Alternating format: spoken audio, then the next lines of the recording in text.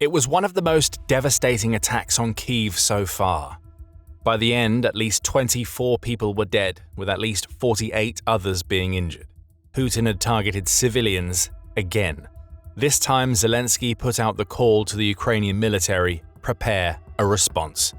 Prepare they did, and Russia felt the pain. Ukrainians did something that made Russia burn like never before, as a massive drone blitz has shattered multiple targets throughout Russia. The attack on Kyiv was brutal. Overnight up to May 14th, explosions rocked the city as Russia unleashed a horde of dozens of missiles and hundreds of drones targeting Ukraine's capital city. A large apartment building was destroyed in the blitz. Among the dead were 3 children, the youngest of whom was a 12-year-old girl. By the end of Russia's strike, Ukraine's military had counted 675 drones and 56 missiles. Ukraine managed to take most of them down. 652 of Russia's drones were shot down by Ukraine's air defenses, along with 12 Iskander and S-400 missiles and another 29 Kh-101 cruise missiles. But it wasn't enough.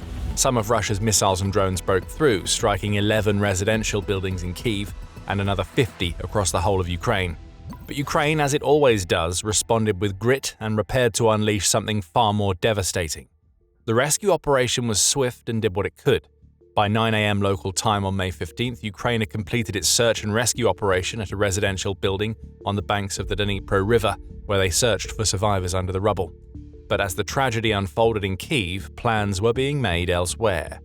Foreign Minister Andriy Sybiha got the ball rolling.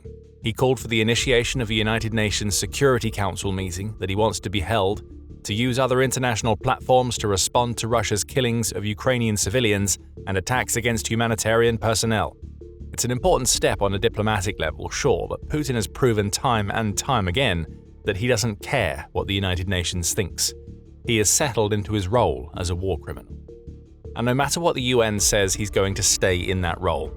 As Sybiha called for attention from the international community, Ukrainian President Volodymyr Zelensky was calling for a far more direct response, both from Ukraine and its partners.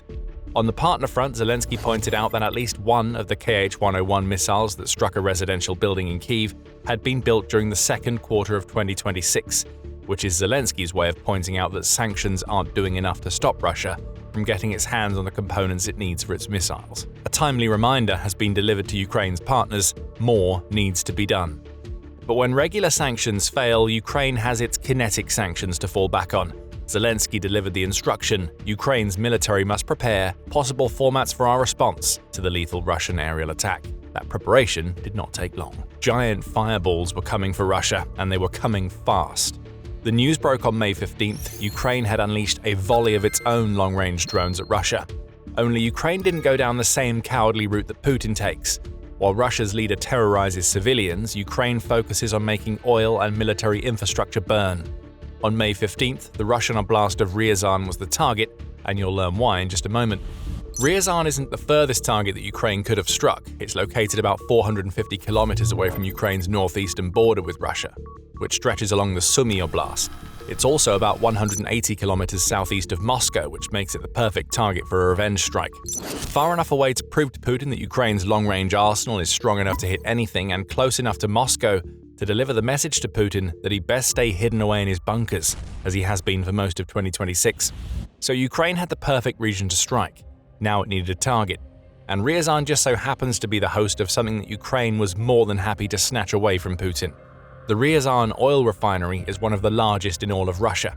When operating at its peak, the refinery processed upwards of 17.1 million tons of oil annually, turning crude oil into refined products such as gasoline and diesel that the Russian military can use in Ukraine, and that Russia's oil companies can sell to countries that are willing to ignore sanctions and buy Russia's cut-price oil products. Take out the refinery and you get revenge for Putin's massacre of civilians, in a way that ensures that Ukraine stays true to its strategy of crippling the Russian war machine. So that's what Ukraine did. The Ryazan oil refinery now burns after Ukraine unleashed a devastating aerial blitz against the facility.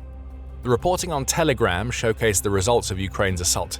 Xelanova Plus, which has been one of the most reliable independent sources demonstrating what really happens when Ukraine attacks Russia for much of the war, highlighted the damage that Ukraine did in a May 15th Telegram post. A trio of photographs all proved that Ukraine's drones have struck their targets. In each, we see the same thing: a blazing inferno somewhere in the Ryazan oil refinery is sending a massive black plume of smoke into the sky. The already darkened skies of Ryazan look like a hellscape as the flames shimmer in the distance and the blanket of smog spreads. As time went on, reporting from civilians on the ground revealed the extent of Ukraine's revenge. Ukraine Today reports that the people in Ryazan began reporting explosions at the refinery at around 2 a.m. local time. By the end of Ukraine's strike, several dozen loud explosions had been heard in different parts of the city. Russia would later claim that Ukraine had attacked far more than an oil refinery, as it tried to paint the country's response as being as terroristic as what Russia had done in Kyiv. Russia was lying. We'll show you how we know soon. The same outlet reports that explosions were still being heard at the Ryazan oil refinery at 5 a.m., 3 hours after the initial explosions were reported. Ukraine may have been still sending drones into the oblast at this time, or, just as likely, Ukraine's drones had caused fires so massive during the initial strike that secondary explosions became inevitable as those fires spread. In a video shared by Supernova Plus on its Telegram channel, we get the shortest glimpse of one of the drones that Ukraine sent into Ryazan. The telltale buzzing is heard from the ground as the drone flies toward its target. Russian air defenses rattle off rounds, but none of them come close. That drone was one of many that Ukraine sent into Ryazan in its revenge strike. Some of the drones clearly hit their targets. In the aftermath of Ukraine's retaliation for Russia killing and injuring so many of its civilians in Kyiv, the Russian response was, shall we say, typical. It looks like the world's most accurate drone debris has struck again. That's according to Ryazan's regional governor, Pavlo Malkova, who claimed that drone debris had struck an unspecified enterprise somewhere in the region. We don't need Malkova to specify what that enterprise was. We know it. We see it engulfed in a fireball that lights up the sky. We don't know what Ukraine is putting into all of its drone debris, but it seems to be as powerful as the drones themselves. Sarcasm aside, Malkova made another claim following Ukraine's attack.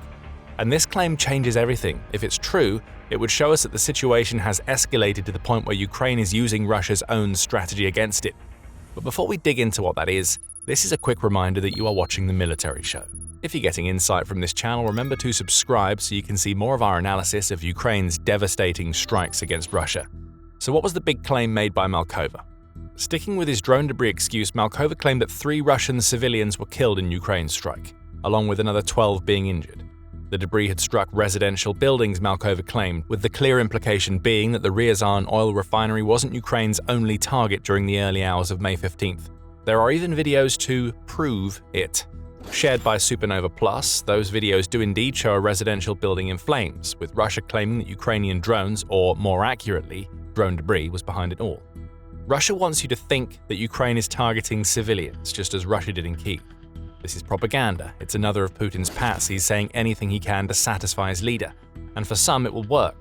Putin wants you to think that his attacks on Ukraine's civilians are justified because Ukraine is doing it too. But Putin and his puppets are lying, and we have the evidence to prove it. There's no denying what we see in the footage of Russia's apartment buildings. There are indeed fires, along with massive holes blown in the side of those buildings that could be the result of drones or drone debris scoring direct hits. However, there is one video that disproves everything that Malkova wants you to believe. In that video, we see what was really causing the damage to Russia's residential buildings, and we only need the first few seconds of footage to see it. There was no drone involved. Instead, one of Russia's Pantsir air defenses rattles off a shot, causing a massive explosion that sends car alarms ringing and leaves a giant hole in the side of the building that it attacked.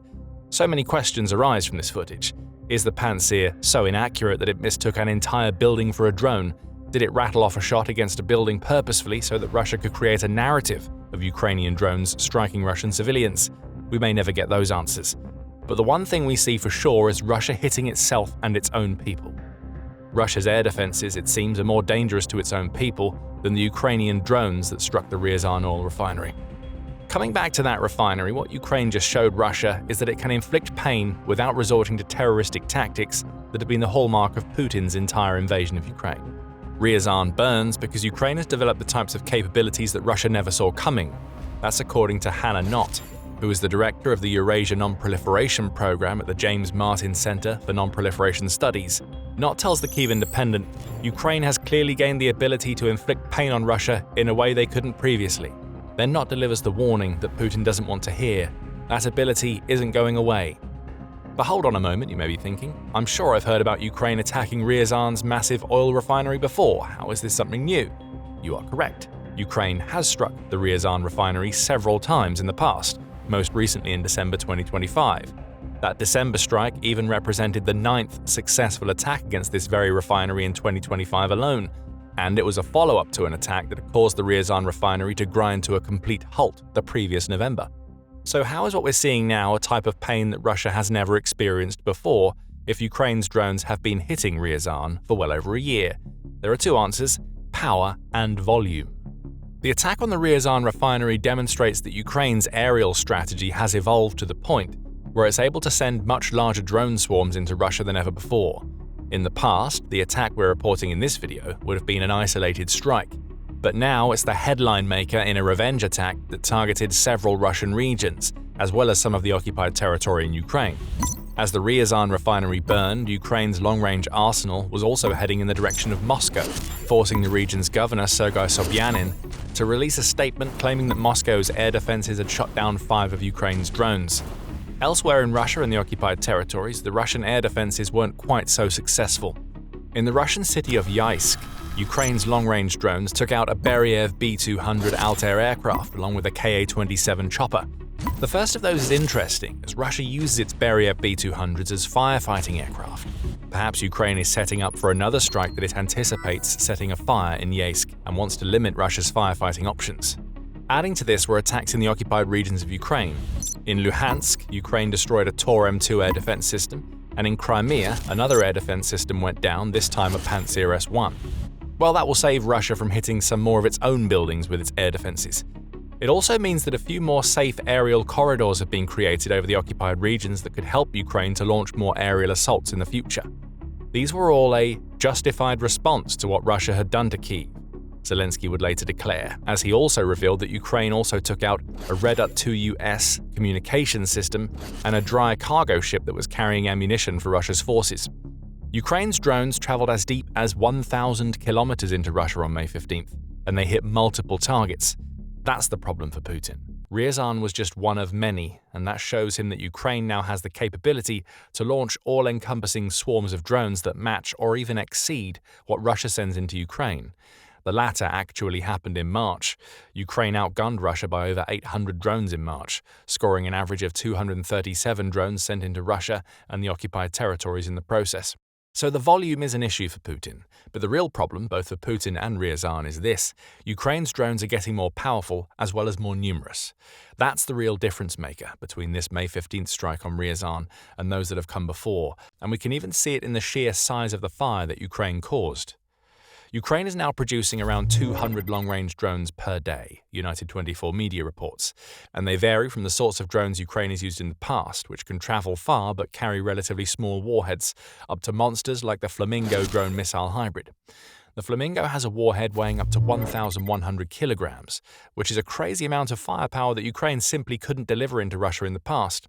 It's joined by drones that are perhaps less powerful, but can still pack a punch, such as the FP-1, which can travel over 1,000 kilometers to deliver a 105-kilogram warhead, and the FP-2. That drone's range of 200 kilometers makes it perfect for tackling the occupied territories, and it delivers 158 kilograms of explosives. Add power to volume and you get devastation. Russia found that out the hard way in Ryazan on May 15th.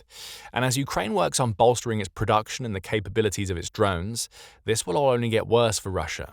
On May 11th, just 4 days before its raising of the Ryazan oil refinery, Ukraine announced a new partnership with Germany that will see the two nations jointly produce long-range drones. This is just one of several similar drone partnerships that Ukraine has formed over the last few months, and it will reportedly work on developing drone solutions that can travel 1,500 kilometers. So much more is coming, Putin. Soon it won't just be Ryazan that's burning. As for what all of this means for the future of the war, there are two key takeaways. First, Ukraine's revenge strike highlights the contrast between the Russian and Ukrainian approaches to long-range attacks. Russia targets civilians. Yes, it hits infrastructure too, but Putin's entire goal with his deep strikes is to terrorize those who aren't on the front as much as possible. The 24 dead and 48 injured in Kyiv join a dreadful group of 15,578 Ukrainian civilians killed and 43,352 injured as of March 31st, per the Office of the United Nations High Commissioner for Human Rights. This data only covers the civilian deaths that have been verified, and the real numbers may actually be much higher, the office says. By contrast, Ukraine focuses on Russian oil and its industrial heartland. There are civilian casualties, though they aren't intentional, and as we saw on May 15th, they are sometimes caused by Russian weapons misfiring. But Ukraine's priority is always the weakening of Putin's war machine, as it believes its strikes are enough to drive a message home to Russian civilians without actively attacking them. Ukraine is being smart here. It knows that Putin's propaganda machine will try to cast it as a terroristic nation if it attacks civilians. Russia is trying to do just that, as we saw in the Ryazan governor's response, but Ukraine very much maintains the moral high ground, while still doing damage to Russia. And speaking of that damage, we come to the second takeaway: Ukraine isn't letting up on Russian oil anytime soon. The attack on the Ryazan refinery comes on the back of several others that targeted Russian oil and gas just days before. On May 13th, the General Staff of Ukraine's armed forces confirmed that drones had scored direct hits on the Yaroslavsky oil refinery in Yaroslavl, taking out an AVT primary oil processing facility in the process. Another strike against the Astrakhansky gas processing plant in Astrakhan had caused a fire. In Krasnodar Krai, Ukraine also attacked a seaport in Taman, likely as an attempt to prevent Russia from exporting its oil products to other nations. These types of strikes are having a clear impact on Russia's ability to sell its oil, which, in turn, limits the Kremlin's ability to tax oil revenues to fund Putin's war machine. On May 13th, Reuters reported that Russian crude oil production had declined by 460,000 barrels per day in April when compared to the same month in 2025. The New Voice of Ukraine adds that Russian oil production has now dropped to its lowest level since 2009, demonstrating that Ukraine's kinetic sanctions are extremely effective. And on May 15th, United 24 media reported that Russia's oil shipments from its Baltic seaports, which Ukraine has targeted with repeated strikes for several months, are down 31%. Cripple the oil and the Russian war machine collapses. As Ryazan burns once again, Putin has learned that his terror attacks on Ukraine will always be answered. Ukraine's Ryazan strike was revenge mixed with the continuation of a strategy that it has been employing for a long time. And as Ukraine's drones get more powerful and numerous, the fires in Ryazan, as impressive as they are, may pale in comparison to what comes next. Having said that, Ukraine now also has to prepare for another war machine potentially stirring. Belarus and its insane dictator Alexander Lukashenko are making some crazy moves that may indicate that a new threat is on the horizon for Ukraine. Will Ukraine be ready for it? Find out the answer to that question and learn what Lukashenko is trying to do by watching our video. And if you enjoyed this video, make sure you subscribe to The Military Show so you don't miss any of our coverage of Ukraine's devastating strikes against Russia. And thank you as always for watching.